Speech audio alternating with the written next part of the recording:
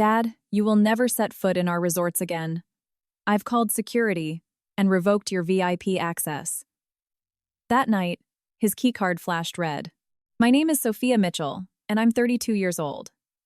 I built a hotel empire from the ground up after my family spent years mocking my dreams. Before I tell you exactly how that moment went down, let me know where you're watching from in the comments. Hit that like button and subscribe if you've ever had to prove someone wrong who severely underestimated you. I grew up in a modest, split-level house on Maple Street in the coastal town of Harborview, Maine. Our town was small enough that everyone knew each other's business, but big enough to draw in summer tourists looking for an authentic New England experience without the massive crowds of more famous destinations.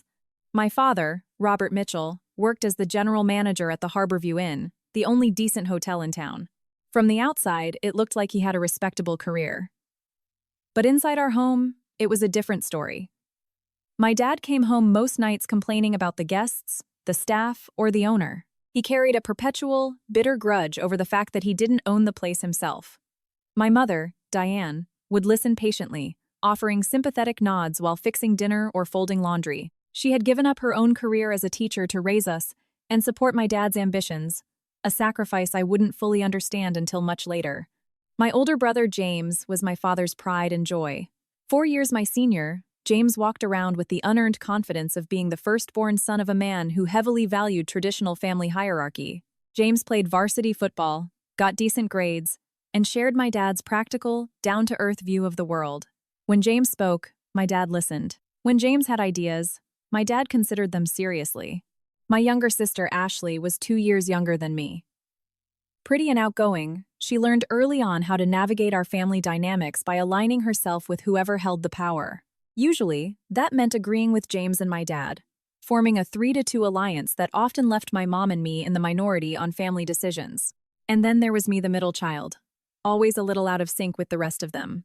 From the age of 9, I was fascinated by hotels. It started during a rare family vacation to Boston. While my siblings complained about having to share a room, I was mesmerized by everything about the hotel we were staying in. I noticed how the front desk staff remembered the guests' names, how the housekeeping carts were organized, and how the breakfast buffet was laid out for maximum efficiency. I pestered the concierge with questions until my dad dragged me away, embarrassed by my curiosity. When we got back home, I started drawing my own hotel floor plans in notebooks, imagining spaces that would make guests feel both special and completely at ease. I was constantly rearranging the furniture in my bedroom, trying to maximize flow and functionality. For my 12th birthday, I asked for a label maker so I could organize my things the way hotel staff organized their supply closets. At first, my dad found my interest cute in a condescending sort of way. But as I got older and kept talking about hospitality and management, his amusement turned into irritation.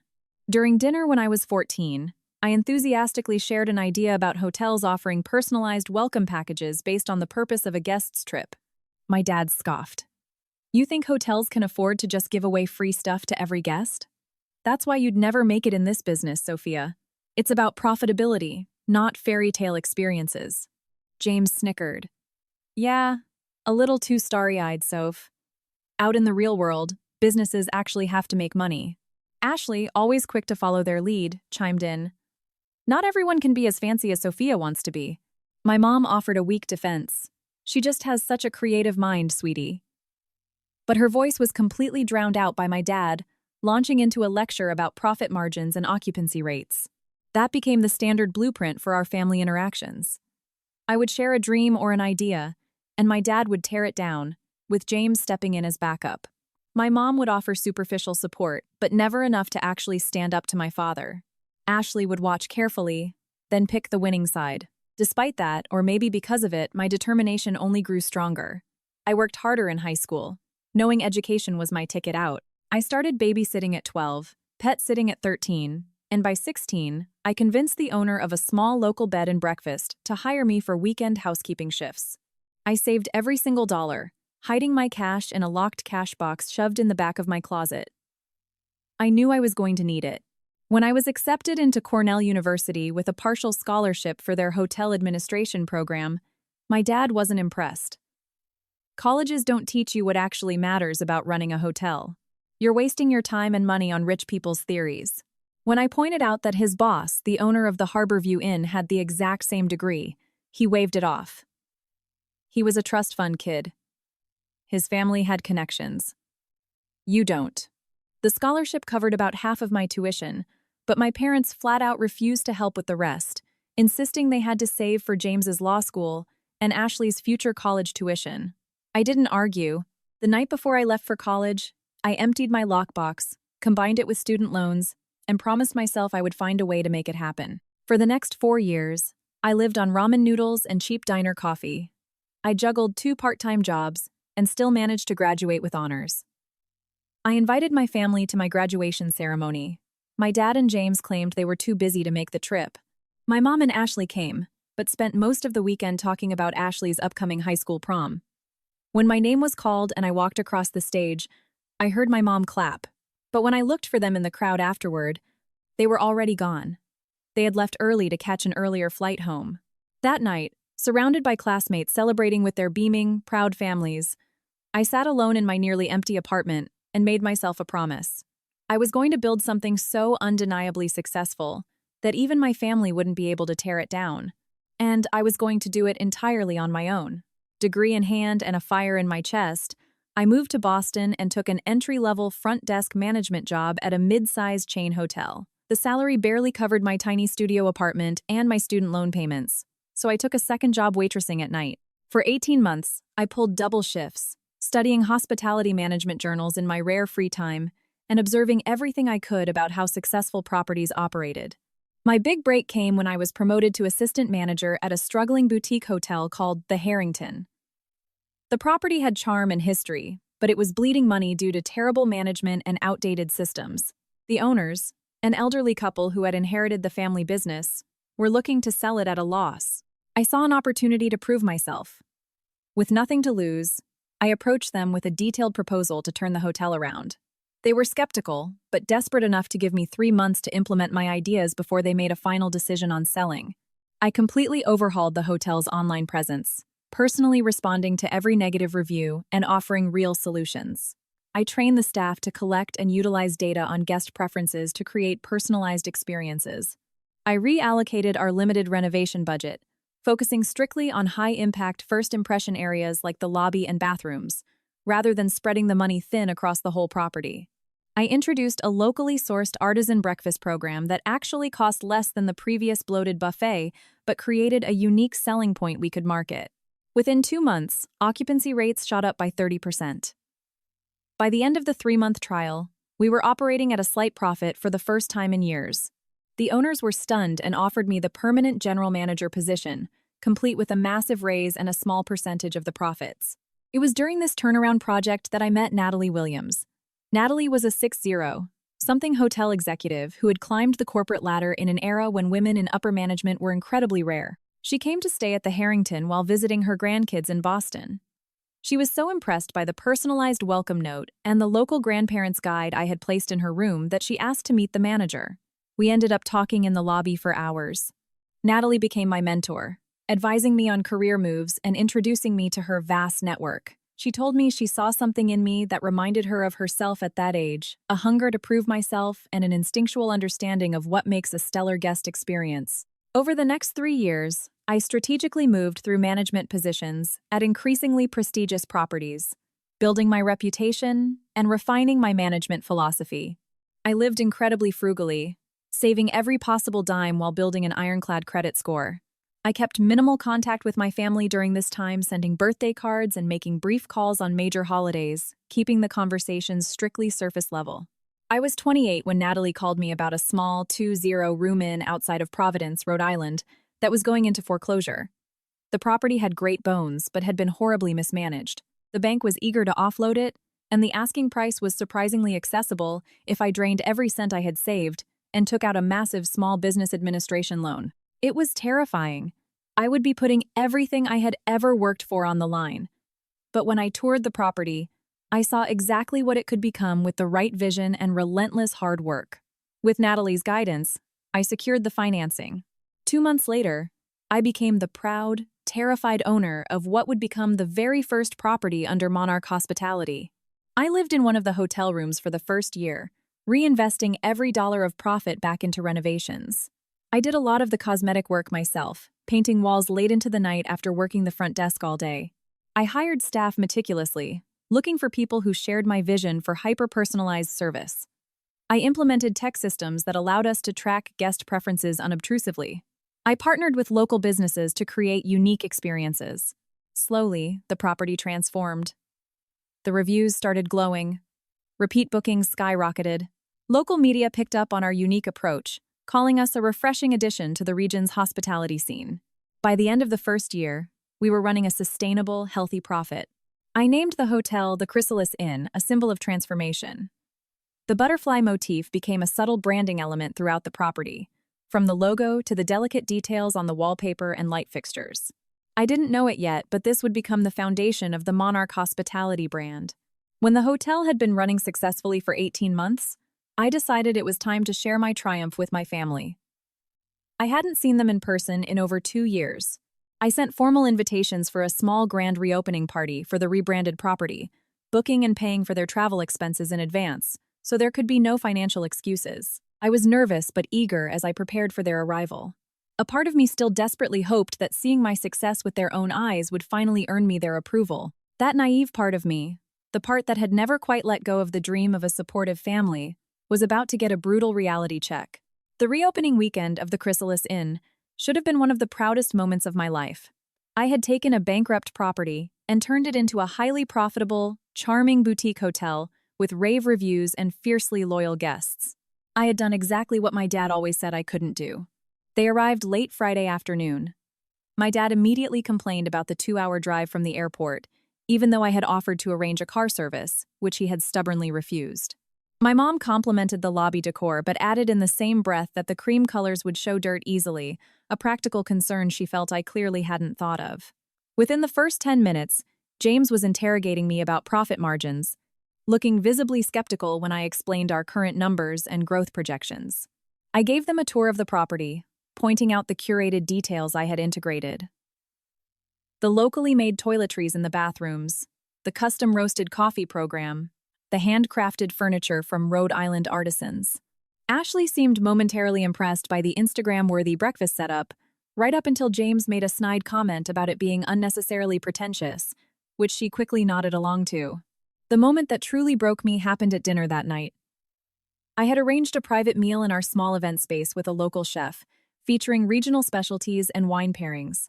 I was passionately explaining my vision for expanding the experiential aspects of the hotel when my dad interrupted me. "Looks like you got really lucky with this place, Sophia. Real estate prices around here have ticked up, and the tourism board has been pushing the area hard lately. I just wouldn't count on this level of success continuing once the novelty wears off or if the economy takes a dip." It felt like a physical slap to the face. Lucky. I had worked 16-hour days for years. I had done exhaustive market research before buying, analyzing growth projections and economic stability factors. I had drawn up meticulous business plans and contingency strategies.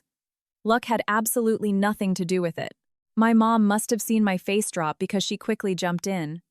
"What your father means is that it's wonderful you've done so well, but it's smart to be cautious. We just don't want to see you disappointed if things change." James raised his wine glass in a mocking toast. "To Sophia's lucky break. Ride the wave while it lasts, right?" Ashley giggled and clinked her glass against his. I excused myself, claiming I needed to check on a kitchen issue. I spent 5 minutes in a supply closet, taking deep breaths and swallowing back tears. When I returned, I was calm and strictly professional, steering the conversation to neutral topics for the rest of the evening. They left early on Sunday morning, claiming James suddenly remembered an important Monday meeting he needed to prep for. The goodbye was awkward, filled with vague promises to visit again soon that we all knew were entirely hollow. After they drove off, I sat alone in my office, surrounded by carefully drafted business plans, glowing reviews, and growth projections that my own family couldn't even be bothered to look at. Something permanently hardened inside me that day. The last lingering hope of ever winning my family's approval finally died. In its place grew a spine of absolute steel. If they couldn't see my worth now, I would build something so undeniably massive that the entire hospitality industry would recognize it whether my family wanted to or not. Over the next 5 years, I poured my soul into expanding Monarch Hospitality. I leveraged profits and secured additional funding to acquire a second distressed property in Newport, Rhode Island, applying the same turnaround formula with a few adjustments based on what I'd learned. When that succeeded, I expanded to a third location in the Berkshires in Massachusetts. Every single property followed the same core philosophy: hyper-personalized service, local partnerships, and curated details that made guests feel deeply valued without being flashy. Each location incorporated subtle butterfly motifs in its design and was named after a type of butterfly or a stage of its life cycle. I wasn't just building hotels. I was building a highly recognizable brand with devoted guests who specifically sought out Monarch properties. I kept my family at arm's length during this time. Christmas cards, occasional texts, and brief, superficial phone calls on major holidays. They knew I was still doing the hotel thing, but showed zero interest in the details. I stopped offering updates on my rapidly expanding business, and they rarely asked. By the time I was 31, Monarch Hospitality owned 15 properties across New England and the Mid-Atlantic. We had won regional hospitality awards, been featured in major travel magazines, and built an ironclad reputation. That's when an unexpected, massive opportunity fell into my lap. Pembroke Hotels, a historic chain of 20 properties primarily located in the Northeast, was in dire financial trouble following years of disastrous management decisions. The once prestigious brand had deteriorated. Their properties were in prime locations but desperately needed renovations and a total overhaul of their service culture. After months of grueling negotiations and securing additional investment partners, including Natalie, who was now not just a mentor but a close friend, I acquired Pembroke Hotels in a deal that made regional business headlines. Overnight, Monarch Hospitality more than doubled in size, planting our flag in several major metropolitan markets. The operational challenge was immense. I had to integrate two wildly different corporate cultures, begin the long process of renovating the Pembroke properties up to Monarch standards, and retrain their entire staff on our service philosophy. I barely slept for months. I was constantly flying between properties, leading training sessions, inspecting renovations, and reassuring panicked employees about the transition. Among the Pembroke properties I acquired was the Harborview Inn in my hometown, the very hotel where my father had worked for decades. He had stepped down 3 years earlier, taking an early retirement when the previous owners started making changes he didn't agree with. I knew the hotel was part of the Pembroke portfolio, of course, but it certainly wasn't the reason for the acquisition. Still, there was an undeniable, poetic symmetry to owning the property where my childhood obsession with hotels had begun. I had been so consumed by the acquisition that I hadn't paid much personal attention to the Harborview property. It was one of the smaller hotels in the portfolio and wasn't in a major market, so it wasn't at the top of the priority list for an immediate, full-scale renovation. I had assigned a regional director to oversee it along with 3 other New England properties, trusting him to maintain our baseline standards until we could do a full Monarch rebrand. It was pure coincidence. I was scrolling through social media late one night in a Chicago hotel suite when I saw a post from my sister Ashley. She was gushing about the massive family reunion next month at the Harborview Inn, the whole Mitchell clan together for Mom's 60th. I stared at the screen, momentarily confused. Mom's 60th birthday was next month. But absolutely no one had mentioned a family reunion to me, let alone one being held at a hotel I now owned. There were dozens of comments from extended family members confirming their attendance, discussing flights, and reminiscing about past reunions. My name wasn't mentioned a single time. I had been explicitly excluded from my own mother's milestone birthday celebration, which they were hosting at my property. The irony was almost too perfect. I set my phone down and walked over to the floor-to-ceiling window of my suite, staring out at the city lights. I should have felt heartbroken, and maybe a small part of me was, but mostly, I felt an intense, icy clarity. This was an opportunity, even if I wasn't entirely sure how I was going to play it yet. I picked my phone back up and called my executive assistant. We needed to clear my schedule for the middle of next month. I was going to personally oversee the renovations at our Harborview location. The salty coastal air felt different as I drove my rental car into Harborview for the first time in nearly a decade. The town had grown. Tourism had clearly boomed, bringing trendy boutiques and upscale restaurants to Main Street. But the core vibe was exactly the same. Muscle memory guided my hands on the steering wheel as I turned toward the harbor, where the Harborview Inn sat facing the water. The hotel had received a few of the Phase 1 Monarch upgrades over the last few months. The exterior had been freshly painted in our signature navy and cream, and subtle butterfly motifs were integrated into the signage. Inside, the lobby had been completely refreshed with the warm, inviting aesthetic standard to all Monarch properties: natural wood elements, plush seating areas, and local artwork. Arriving 3 days before the family reunion, I gave myself time to mentally prepare and to ensure the property was running flawlessly. The staff had been informed that the owner of Monarch was coming for a site inspection, but I had strictly instructed my regional director not to make any grand announcements about my personal ties to the town. I wanted to observe operations in their natural state. I checked in under the name Sophie Mills, a slight variation that allowed me to move through the hotel without immediately raising red flags. The front desk staff was professional, warm, and perfectly aligned with Monarch's service standards. My room was on the 3rd floor, a standard king with a partial ocean view. I intentionally didn't book the penthouse suite. I wanted to experience the hotel exactly as a normal guest would. For the first 2 days, I immersed myself in the hotel's operations. I sat in on staff meetings, reviewed renovation blueprints for Phase 2, and discreetly watched guest interactions. I dined at the hotel restaurant both nights, taking meticulous notes on service speed and food quality. The staff was solid, though I noted a few areas where we could tighten up efficiency and elevate the guest experience. By the 3rd day, I was satisfied that the hotel was an acceptable representation of the Monarch brand, even if it wasn't flagship level yet. That afternoon, I set up camp in a corner booth of the lobby with my laptop. I looked like a remote worker, but I was actually tracking the arrival of my extended family. First came my mom, my sister Ashley, my Aunt Paula, and her husband, followed by a wave of cousins from my dad's side with their screaming kids in tow. They checked in without a hitch, loudly marveling at how nice the recent renovations were. Not a single one of them gave me a second glance. It wasn't surprising. I had changed a lot over the years. My hair was styled differently, and I was wearing the sharp, tailored business attire that had become my armor, completely unrecognizable from the casual dressing girl they remembered.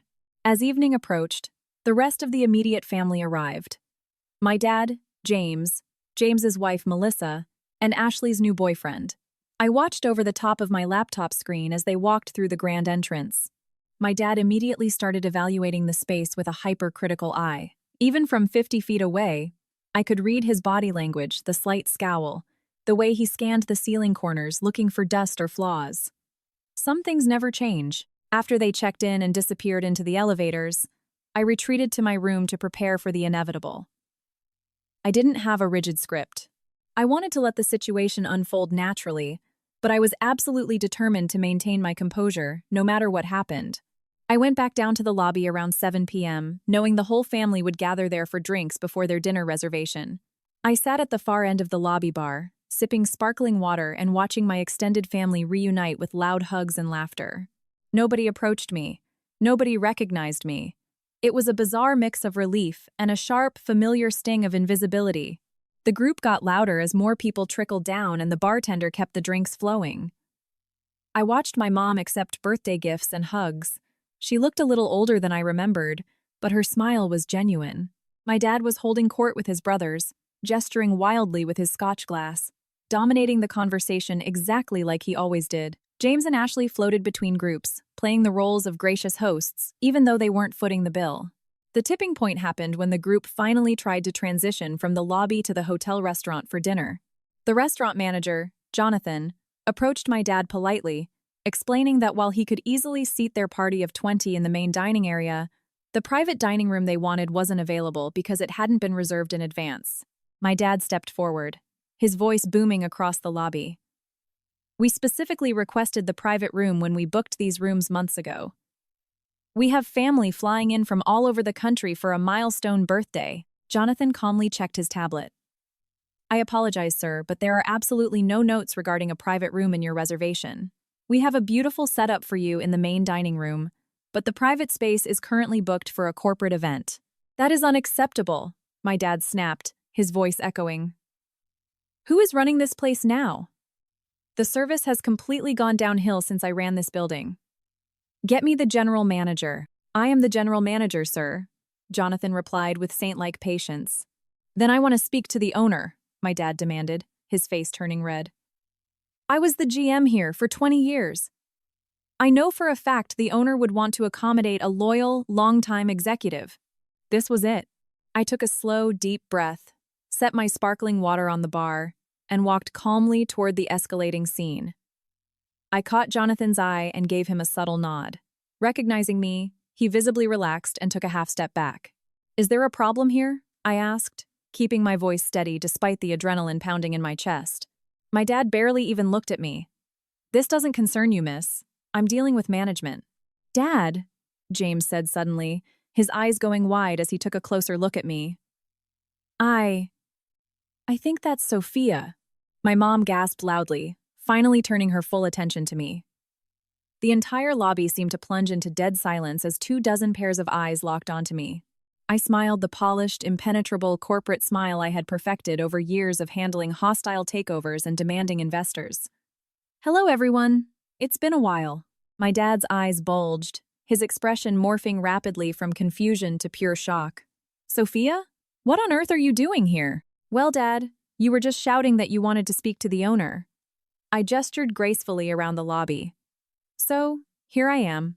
"The owner?" James repeated, looking wildly between me and my dad. "What are you talking about?" "Monarch Hospitality acquired the Pembroke Hotel chain last year," I explained in a perfectly conversational tone. "That acquisition included the Harborview Inn. I apologize for the confusion regarding the private dining room. I had no idea this reservation was for my family. Otherwise, I would have personally ensured the arrangements were correct." My mom's hand flew to cover her mouth. "You own this hotel? But how? Not just this hotel, Mom. The whole chain." The silence that followed was suffocating, broken only when a distant cousin muttered just loud enough to be heard. "I thought she just ran some tiny bed and breakfast somewhere." I turned my attention back to my restaurant manager. "Jonathan, please prep the butterfly room for my family. Move the tech conference's breakfast setup into the Harborview room. They're a smaller group, and I think they'll appreciate the ocean view more anyway." "Right away, Miss Mitchell," Jonathan replied smoothly, masking whatever shock he was feeling like a true professional. I turned back to my stunned family. "The room will be ready in about 20 minutes. In the meantime, please, everyone join me at the bar. Drinks are on the house." As the extended family awkwardly shuffled toward the bar, muttering in shocked whispers, I gestured toward my immediate family. "Maybe the 5 of us could have a quick word in the library first?" Without waiting for a response, I turned and walked toward the elegant, wood-paneled library adjacent to the main lobby. Just as I hoped, my parents, James and Ashley, followed me like obedient ducklings. Their sheer shock seemed to override any instinct to argue. As the heavy oak door clicked shut behind us, the cool facade I had maintained started to feel incredibly heavy. I was standing in a room with the people who should have been my biggest cheerleaders, but they felt like total strangers. People who had meticulously planned a massive family reunion and explicitly excluded me, completely unaware they were doing it in my own building. The irony was poetic, but it still stung. Whatever happened next would either be a long overdue reckoning or the final nail in the coffin. Either way, there was no going back. Ashley was the last one in. The room, with its built-in bookshelves, leather wingback chairs, and subtle nautical decor, was designed to be a quiet sanctuary for guests. Right now, it felt like a courtroom. I gestured to the seating area. "Please, sit." My dad remained standing, his arms tightly crossed over his chest. "How long have you owned this place?" "The Harborview, specifically.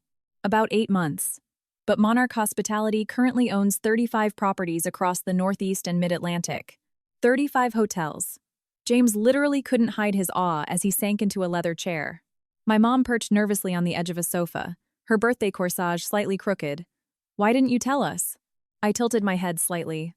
"Why didn't you invite me to Mom's 60th birthday party?" The question hung in the air like tear gas.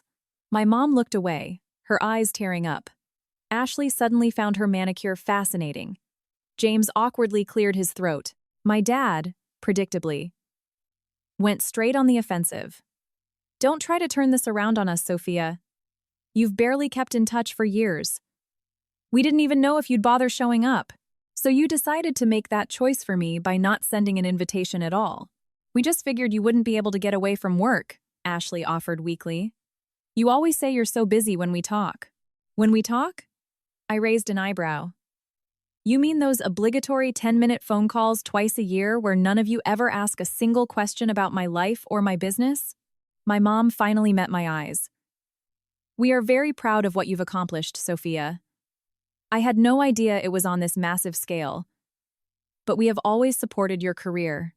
I couldn't stop the short, bitter laugh that escaped my throat. Always supported? Mom, do you remember when I got accepted into Cornell? Dad told me I was wasting my time and money.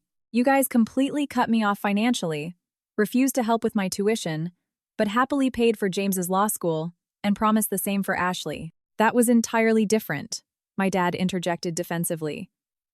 James was studying something practical. Hotel management is something you learn on the ground, not in some Ivy League ivory tower. And clearly, I was right. You got where you are through practical, hands-on experience. Exactly like I said you should. I stared at him, momentarily speechless at his sheer audacity to rewrite history to fit his own narrative. Did you completely miss the part where I graduated with honors from one of the top hospitality programs in the world? That education was the literal foundation of everything I built. Let's not argue about ancient history, James chimed in, using his smooth, mediator lawyer voice. The important thing is that we're all together now. And clearly, we have a lot to celebrate. Sophia's massive success, Mom's birthday. It's a family reunion in the truest sense. I instantly recognize the tactic. Deflect. Pivot to positive ground. Avoid accountability. It might work in a courtroom, but it wasn't going to work on me. It's interesting that you suddenly care about celebrating my success, James. The last time I shared a milestone with this family was the opening of my very first hotel. Dad told me I just got lucky. You gave a sarcastic toast to my lucky break that was probably going to fail. And then you all packed up and left early. James had the decency to look slightly ashamed. I was just messing with you, Soph. Just giving you a hard time. That's what older brothers do. No, James. Brothers support their sisters. Brothers stand up for their sisters when their dad is actively trying to crush their dreams. Brothers actually stay for the whole weekend when their sister opens her first business. That's what brothers do. My mom dabbed at her eyes with a tissue. I know you love me, Mom, I said, my voice softening just a fraction. But you never protected me. Not once. Not when Dad or James belittled my goals or mocked my accomplishments. My dad scoffed loudly. Oh, so that's what this is about. Poor little Sophia didn't get enough Oh, you orchestrated this entire ambush just to guilt trip us. I took a slow breath, refusing to take the bait. This wasn't an ambush, Dad. I came here to do a routine site inspection on one of my properties, which just happens to be in my hometown. You planned a massive family reunion in my hotel without inviting me. If anyone got ambushed here, it was me. Ashley, who had been uncharacteristically quiet, finally spoke up. I remember when we were kids, you were constantly rearranging the furniture in your room. Mom used to get so mad because you were scratching the hardwood floors. She leaned forward, looking at me with genuine wonder. You were practicing, weren't you? For this? The observation was so simple yet so accurate, it momentarily knocked me off balance. Yeah, I guess I was. A heavy silence settled over the room, broken only when my dad shook his head. Well, congratulations on your success, Sophia. I suppose you picked up a thing or two watching me run this place all those years. Hotel management is in your blood, after all. And there it was, the desperate attempt to take credit. Positioning himself as the source of my success rather than the primary obstacle I had to overcome. I had anticipated exactly this response. What I learned from watching you, Dad, was exactly what not to do. I built Monarch on the exact opposite principles of how you managed. You ruled by intimidation. I lead by empowerment. You obsessed over cutting corners to save a buck. I heavily invest in the guest experience. You viewed guests as annoying burdens. I view them as the entire reason we exist. My dad's face flushed a dark, angry purple. Now you wait just a damn minute. But I wasn't finished. Every single thing you dismissed as useless or fairy tale nonsense, hyper-personalized service, obsessive attention to detail, employee wellness programs, that is exactly what made Monarch a multi-million-dollar brand. I built this entire empire by doing everything you said would fail. James leaned forward, his eyes suddenly calculating. What's Monarch currently valued at? Of course. That would be his takeaway. Always the bottom line with James. That's not something I discuss casually. Even with family. Especially with family. Come on, Soph, he pressed, using that childhood nickname I despised. We're talking about potentially massive family assets here. My success is not a family asset, James. Monarch Hospitality is my company. Built with my blood, sweat, and massive financial risks. The only people who share in its success are the people who actually supported its creation. My investors, my loyal employees, and my mentors. So that's it, then, Ashley snapped, her voice rising defensively. You got rich, and now you think you're too good for us. That's why you're doing this. You want to make us look like idiots in front of the whole family and flaunt your success in our faces. I looked at my sister, seeing the deep-seated insecurity hiding right beneath her anger. I didn't invite 24 extended family members to a party at my hotel and leave you off the guest list. Ashley, you guys did that? Not me. I am literally just here doing my job. My mom reached out to grab my hand. After a second of hesitation, I let her take it. Sophia, please. It's my 60th birthday. Can't we just put these old wounds away for one weekend and try to be a family again? Her plea was genuine. I could see the desperation in her eyes. In another life, maybe I would have caved. I would have swallowed my feelings one more time to keep the peace. But I had spent way too many years building my self-worth to compromise it now. I want you to enjoy your birthday, Mom. The private room is ready for your party, and everything is fully comped on the house. I'm not going to disrupt your weekend, but I am not going to fake smiles and pretend everything is fine between us when it isn't. My dad, who had been practically vibrating with rage, finally exploded. This is absolutely ridiculous. You pop up out of nowhere, shove your money in our faces, and then play the victim. If this is how you choose to live your life, cutting off your own flesh and blood, holding on to petty grudges, you are going to end up completely alone, Sophia. All the hotels in the world won't keep you warm at night. I met his furious glare without flinching. I would much rather be alone than surrounded by people who can't celebrate my success without trying to claim credit for it or tear it down. My dad grabbed my mom's arm. Come on, Diane. We're leaving. I am not staying in this hotel for one more minute. Robert, no! My mom protested weakly, pulling back. It's my birthday weekend. Everyone is already here. We can move the party to another hotel, one that isn't owned by your ungrateful daughter. James stood up, forever the loyal soldier. Dad's right. This is too weird now. It's embarrassing. My mom looked completely torn, her eyes darting frantically between me and my dad. Ashley hesitated, then muttered, What about all the plans? The cake?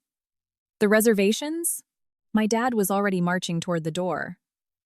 We'll figure it out. I am not spending another second being treated like the villain in my own family. As his hand hit the heavy brass doorknob, I spoke up one last time. The private room is yours if you want it. Happy birthday, Mom. My dad yanked the door open and stormed out into the lobby. After a beat, James followed him. Ashley shot me a long, unreadable look before taking my mom's arm and gently guiding her out. Right at the threshold, my mom stopped and looked back. I'm so sorry, Sophia, she whispered. For everything. Then they were gone. I was left completely alone in the silent, wood-paneled library, surrounded by shelves of books filled with stories that probably made more sense than my own family drama. I sat down in one of the leather chairs, feeling incredibly empty. I had been waiting for this confrontation for years. I had played it out in my head 1,000 times. Yet now that it was over, I didn't feel the massive, cathartic release I expected. I just felt a hollow, aching sadness for what should have been. For what we could have been if only they were different people. I gave myself exactly 5 minutes to feel it. Then, I squared my shoulders and stood up. I had a multi-million-dollar business to run, guests to take care of, and a staff that was probably deeply confused by the soap opera that had just played out in their lobby. Whatever happened next with my family, I had real responsibilities that wouldn't wait. As I reached for the door handle, I caught my reflection in a decorative mirror on the wall. I looked solid, calm, resilient. Whatever storm was coming next, I was ready for it. I had just finished giving Jonathan the final green light for the dining room when a commotion erupted over by the front desk. My dad's voice was echoing off the marble floors, loud and completely indignant. What do you mean it's declined? Run it again. This is ridiculous. I walked over, staying partially hidden behind a large decorative pillar to observe. I am so sorry, sir. I've tried both cards twice now. The system is rejecting them. Perhaps you could call your bank? My mom was standing next to him, her face flushed crimson with humiliation. Behind them, James was frantically digging through his own designer wallet, aggressively whispering to Melissa. I knew exactly what was happening. My dad had just tried to settle the bill so they could storm out and move to a different hotel, only to discover his credit cards were maxed out. James was likely in the exact same boat, judging by the panicked look on his face. I hadn't planned this. I certainly didn't orchestrate their financial embarrassment. But watching the scene unfold, I realized this was a moment of absolute clarity that might never happen again. My dad was demanding to see a manager again, his voice getting louder. Other guests in the lobby were stopping to stare. A few of my aunts and uncles had wandered over from the bar, looking incredibly confused and uncomfortable. I stepped out from behind the pillar. Is there a problem here? My dad whipped around, his face turning an even darker shade of red. Your staff is incompetent. My cards work perfectly fine. They must be keying it in wrong. I gave Tara a nod. I'll handle this, Tara. Thank you. She looked immensely relieved and took a step back. Dad, I said softly, intentionally dropping the corporate volume to spare him some public dignity. If you want to discuss this, we can go into my back office. There is nothing to discuss. We are leaving this hotel immediately. I kept my voice perfectly even. It appears there's an issue with your payment method. If you want to check out, we need a working card on file. I'm telling you, there is nothing wrong with my cards. You did this, didn't you? He hissed, lowering his voice but increasing the venom. The accusation was so wild I almost laughed. Why on earth would I sabotage the point-of-sale system in my own hotel?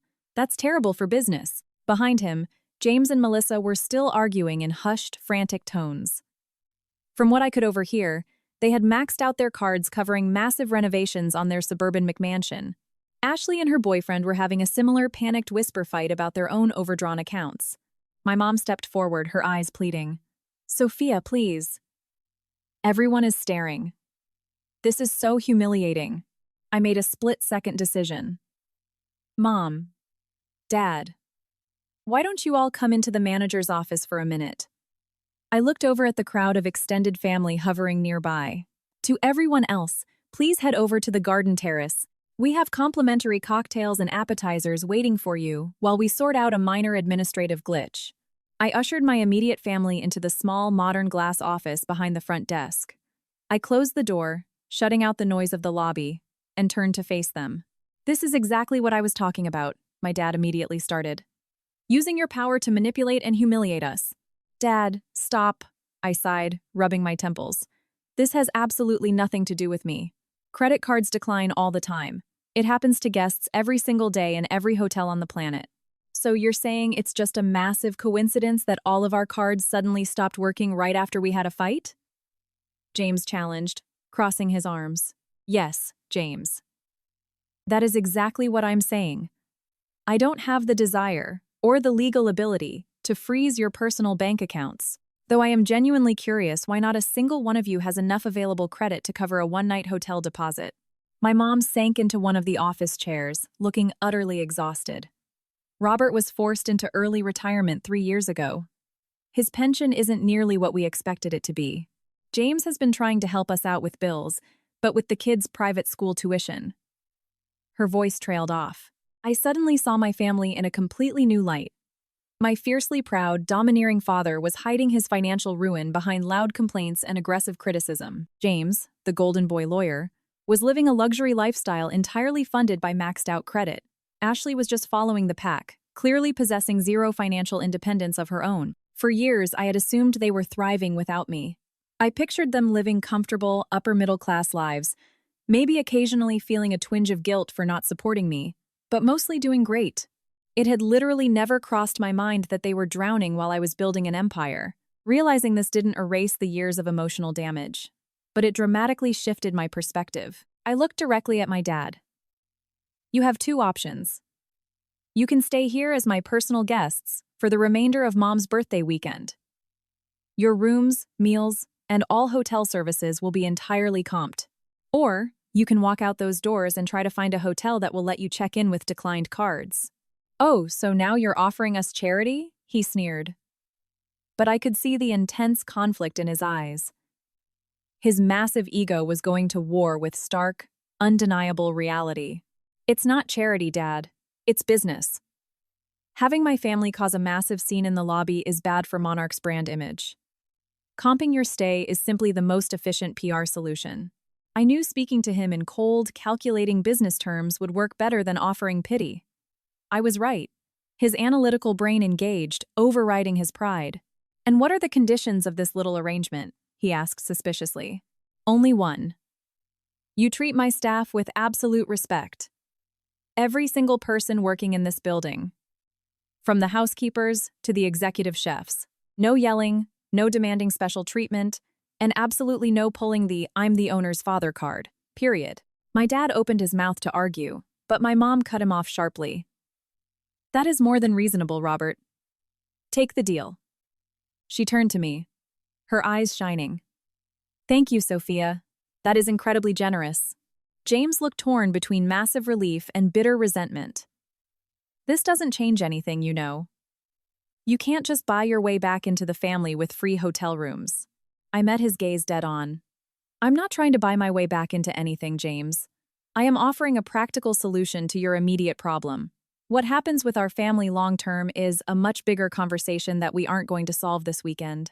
Ashley, who had been completely silent the entire time, suddenly spoke up. I think we should stay. She looked at our dad. Dad, it's Mom's 60th. The whole family flew in. We can't just leave. She hesitated, then added with surprising honesty. And maybe we just need to admit that Sophia built something really incredible here. Something none of us could have done. My dad's jaw clenched tight. But before he could fire back, there was a soft knock on the glass door. Come in, I said. Jonathan poked his head in. Miss Mitchell, the butterfly room is fully prepped and ready whenever your family would like to sit. Also, the custom birthday cake you ordered has arrived from the bakery. My mom snapped her head toward me, stunned. You ordered a birthday cake? For me? I nodded. When I saw the reservation yesterday and moved you to the private room, I assumed you'd still want a proper celebration, regardless of what happened between us. That tiny gesture seemed to break through my mom's defenses more than the comped hotel rooms ever could.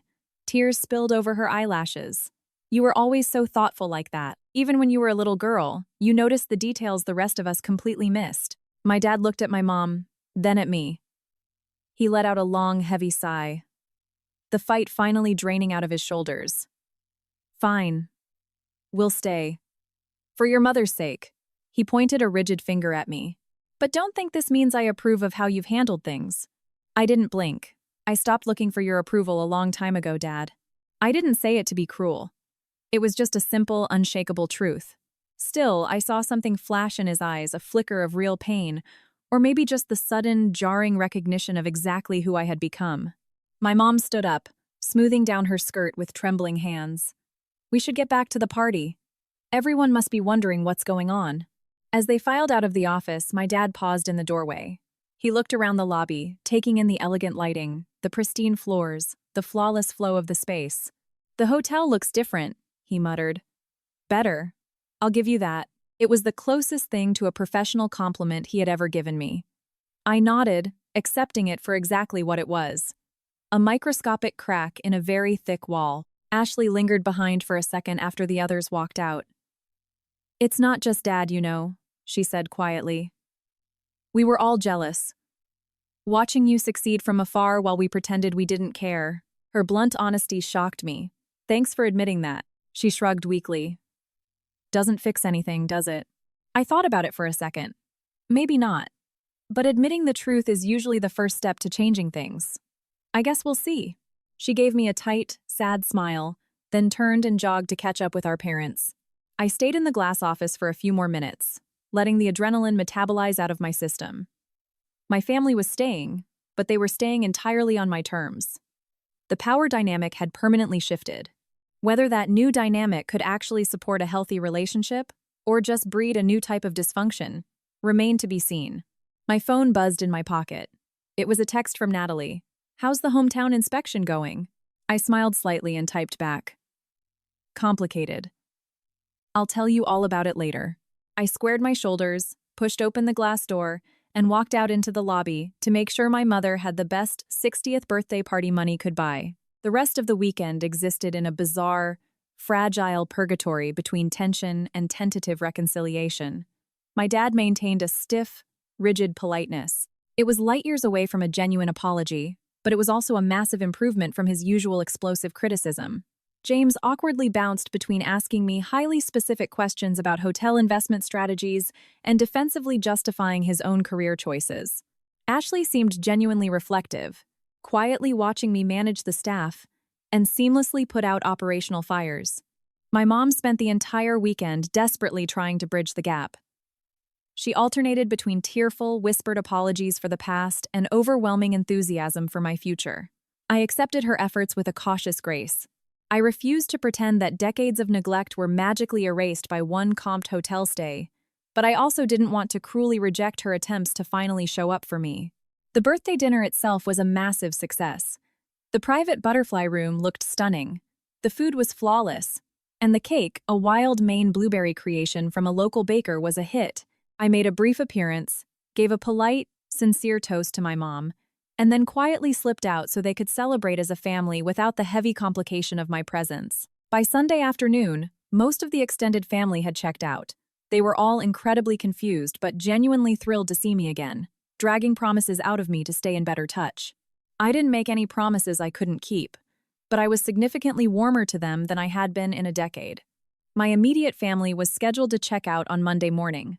I had arranged a private breakfast for them in a small meeting room, intending to say my final goodbyes before getting back on the road to continue my property tours across the Northeast. I genuinely didn't know what to expect from that final interaction.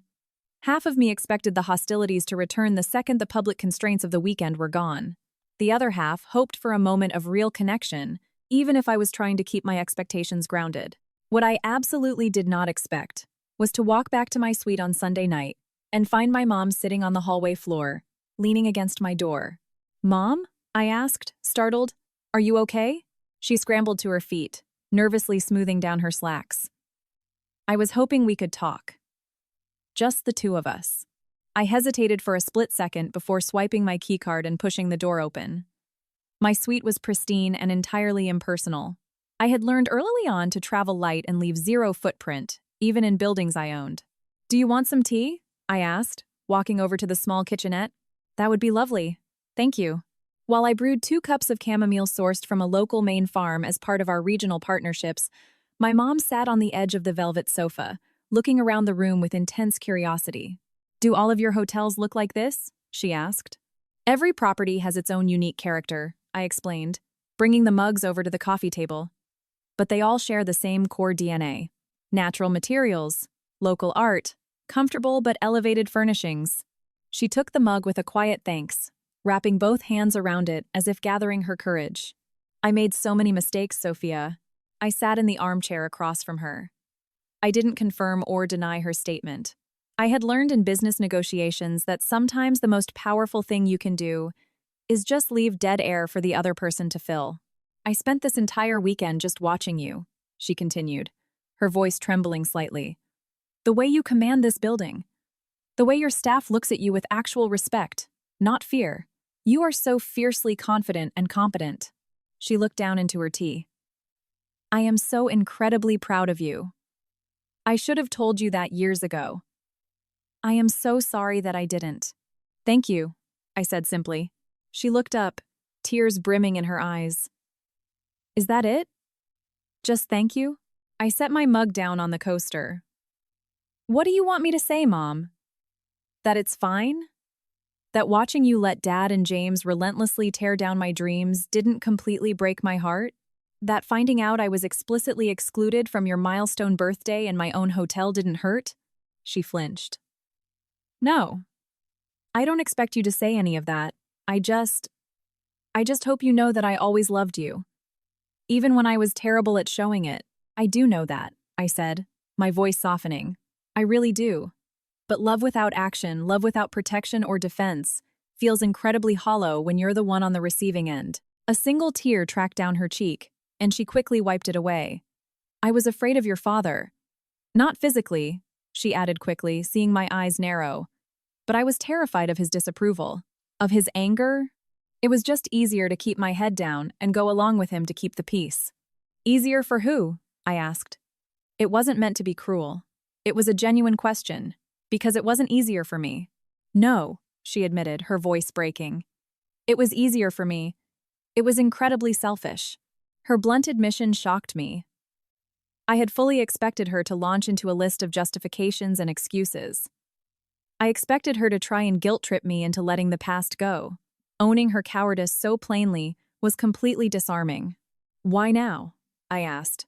Why are we finally having this conversation tonight? She set her tea down and folded her hands in her lap. Because we leave tomorrow morning, and I genuinely don't know when you'll let me see you again. Because I have spent 60 years taking the path of least resistance, and I don't want to waste whatever time I have left doing it anymore.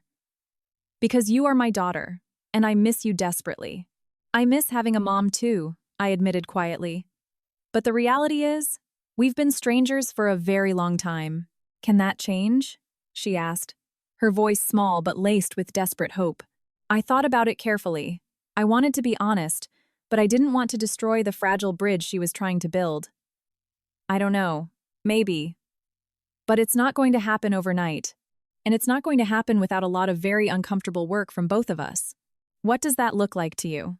It was a fantastic question. It showed she was actually thinking about the logistics of a relationship. Not just the Hallmark card fantasy of one. It looks like consistent communication, I said. Not just obligation calls on holidays. Real conversations about our lives. It means absolute honesty, even when it makes us uncomfortable. No more pretending things are fine when they aren't, just to keep the peace. I can do that, she said instantly. Maybe a little too quickly. And it means boundaries, I continued, holding her gaze. I need you to explicitly understand and respect that my business is mine. It is not a family asset. It is not something Dad or James get a vote on or get to take credit for. She nodded fiercely. I understand. And Dad?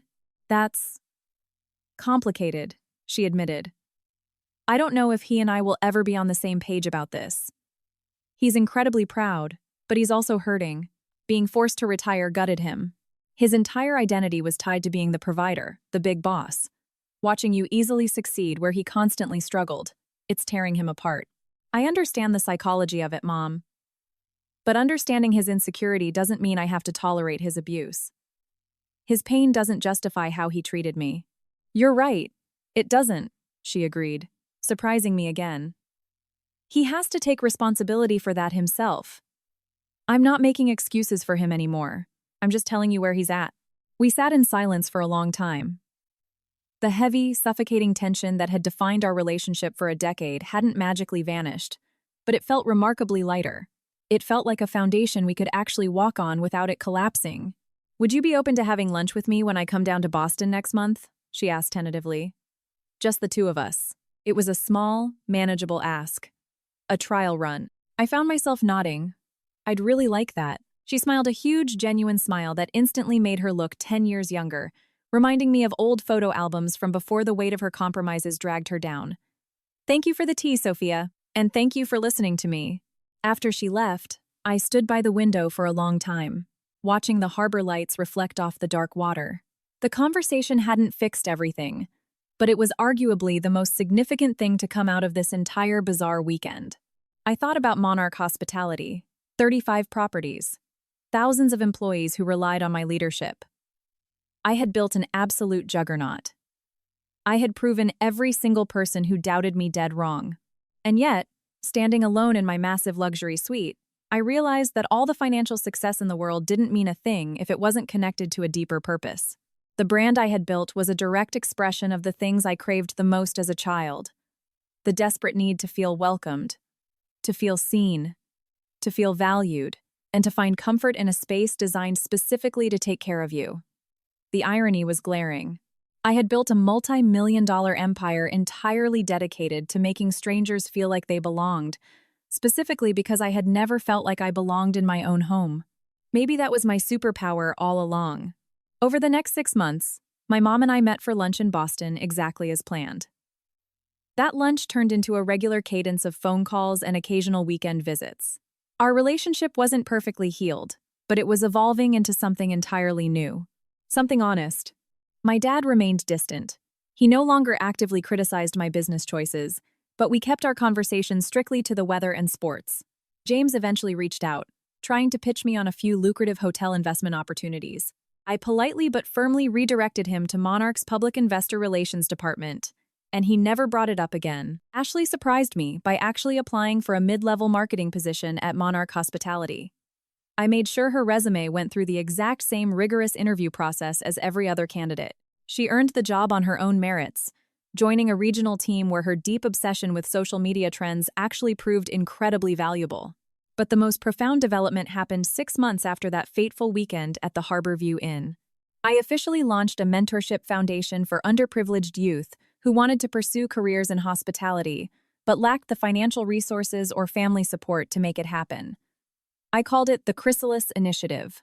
We offered full-ride scholarships, paid internships, and aggressive networking opportunities for kids who, like me, had massive dreams but empty pockets. During the launch gala in downtown Boston, I was standing at the podium delivering my keynote address when the doors in the back of the ballroom opened. My mom slipped quietly into the room. She didn't march to the front. She didn't try to pull focus. She just stood by the back wall.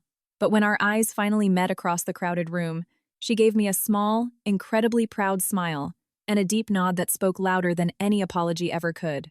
Later that night, as we shared a quiet drink in the hotel lobby, she looked at me and said, "You took all of your pain, and you built something beautiful out of it. That is a very rare thing, Sophia." Those words struck a chord deep inside my chest. I had spent my entire adult life swearing I didn't care about my family's approval. I built Monarch to prove my worth to myself. But hearing my mother acknowledge not just my financial success, but the deep, beating heart behind it, it felt like a massive, jagged wound was finally starting to scar over. The brutal truth is, we do not get to choose our families. We cannot control how they treat us, and we cannot force them to support our dreams. But we have absolute control over how we respond to that treatment. We get to decide what we build out of the rubble they leave behind.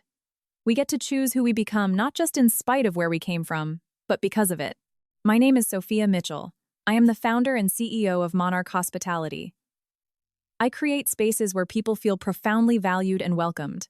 My journey started in rejection, but it bloomed into a mission that transformed the exact industry my father used to belittle me. Sometimes, the people who are supposed to believe in you the most are the ones who will doubt you the hardest. Sometimes, the family you forge through, shared passion, and mutual respect is vastly superior to the one you were born into. And sometimes, the absolute best response to being locked out of the room is to go build your own damn castle, making it so magnificent that the rest of the world can't help but stare. And who knows? Someday, the very people who shut the door in your face might just end up asking you for a room. Have you ever had to prove yourself to someone who completely doubted your potential? How did that struggle shape the person you are today?